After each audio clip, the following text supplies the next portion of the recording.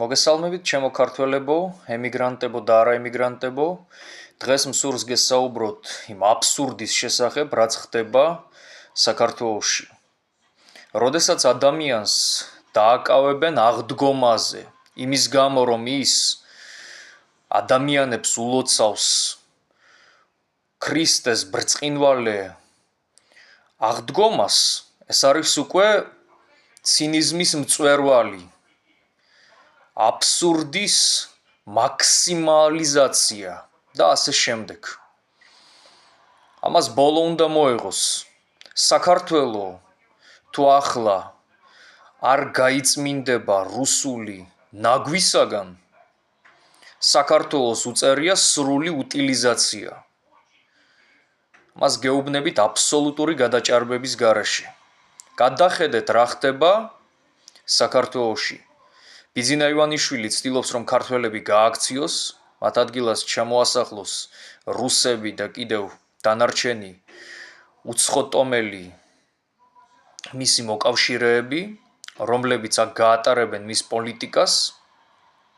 ის მათთვის ბათუმში აშენებს ხელოვნურ კუნძულებს, სათამბჯენებს, სასტუმროთა კომპლექსებს და არა მარტო ბათუმში, რუსები აქტიურად სახლდებიან ქართულ ქალაქებსა და სოფლებში, სამაგიეროდ ქართველისთვის ადგილი არ არის ჩვენს ქვეყანაში და ეს არის კატასტროფა. ჩვენ ამას არ დავუშვებთ, ჩვენ ამას არ შევეგუებით. როდესაც რუსული მილიცია, რომელიც იწოდება თითქოს და საქართველოს პოლიცია და ასეთ დანაშაულებებს ჩადეს საკუთარი ხალხის მიმართ, ამას არავინ არ შეარჩენს ამ სისტემას. არაფერს ვამბობ თეა წულუკიანის მიერ ქართველი ერის შეურაცხყოფაზე და კობახიძის მიერ ჩვენს შეურაცხყოფაზე, რომელმაც თემურ ლენგის ძეგლის წინაშე დაიჩოქა და ახლა ანწუხელიძეს შეურაცხყოფს წულუკიანის მსგავსად. ეს არის კატასტროფა და ამას ქართველი ერი არ აიტანს. ჩვენ ის ერი არა ვართ, რომ დავდუმდეთ. ჩვენ თავის დროზე ჯალალედინსა და თემურ ლენგს გაუძელით და ჩვენ ვიღაც რუსული ურდოების წინაშე არ დავიჩოქებთ. იმ რუსული ურდოების წინაშე, რომლებიც ყაენს ფეხებს უკოცნიდნენ და ერთდროულად აღიარებდნენ ქრისტესა და ალაჰს. რისი სიმბოლოა ეგრეთ წოდებულ რუსულ ეკლესიებზე ის სიმბოლო, რომელიც ერთ დროს გელაძეც დაარჭვეს, თვარე და ჯვარი, რომელიც არ უნდა დაბრუნდეს გელაძე. არავითარ შემთხვევაში. ქართული ტაძრები ინგრევა, ოკუპირებულ ტერიტორიებზე კიდევ რუსები აჩანაგებენ და ამ ყველაფერს შვიდად ვუყუროთ? არ ვუყურებთ, არ შევეგუებით ამ უკანონობას. ქართველი ერი არ არის არც ბელარუსი და არც სხვა დანარჩენი ერი, რომელმაც დაუჩოქა რუსებს. ჩვენ არ ვაპირებთ, რომ ვიქცეთ ვიღაცის ვასალებად. და ვისაც გონია, რომ ჩვენ დავუჩოქებთ ტერს, ძალიან ცდება. ჩვენ ვართ ანწუხელიძის ქვეყანა.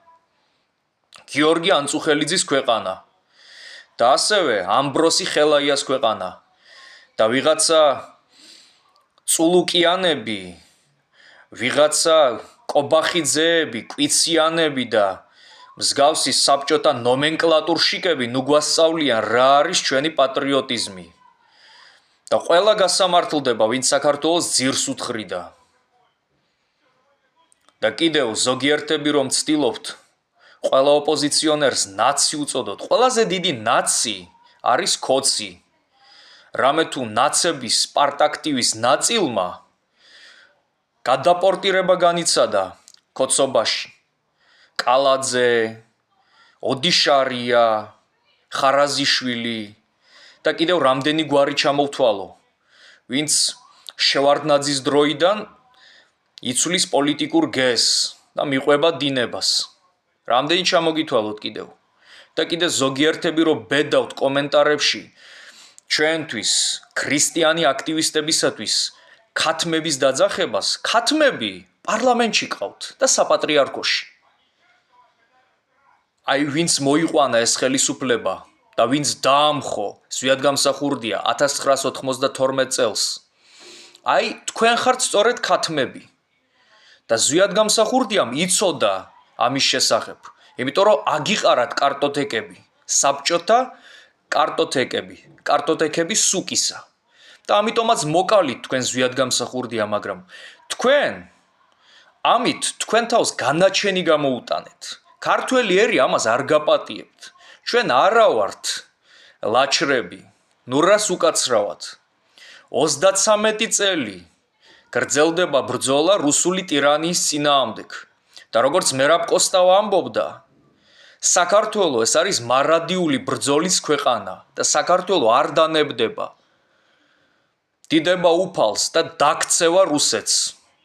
საქართველო გაიმარჯვებს, ხოლო როგორც ამბობდა ზვიადგამსახურდია, ყველა ის იმპერია, რომელიც საქართველოს შეეხო, დაინგრა და გაცამტვერდა. და ასე დაემართება ამ უკანასკნელ ბოროტების იმპერიასაც, რომლის სახელწოდებაცაა რუსეთი. ამინ. დიდება საქართველოს, თავისუფლება საქართველოს და დაქცევა რაშიზმს.